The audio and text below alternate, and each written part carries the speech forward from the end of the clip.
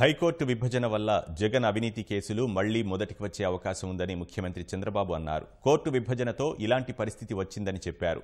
కోర్టుల విభజన నేపథ్యంలో సిబిఐ కోర్టు కూడా విభజన జరగాలని సీఎం అన్నారు.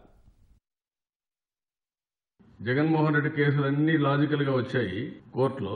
ఇప్పుడు కోర్టు డివైడ్ చేసిన తర్వాత ఇది 2 స్టేట్లు అయినాక ఇప్పుడు అక్కడ జడ్జి కూడా ట్రాన్స్ఫర్ అయిపోతాడు. ట్రయల్స్ అంతా ఇప్పుడు మళ్ళీ మొదటికి వస్తుంది.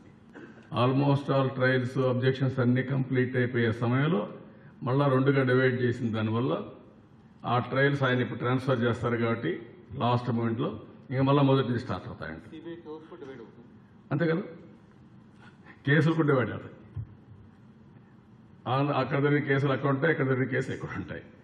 అవును సార్, ఆర్గ్యుమెంట్స్ అయిపోయాక ఆర్గ్యుమెంట్స్ కాలా కదా, అబ్జెక్షన్స్ అవన్నీ అయినాయి. ఇంకా ఆర్గ్యుమెంట్స్ అయ్యే పరిస్థితి, ట్రయల్స్కి వచ్చే పరిస్థితిలో ఇది చేశారు.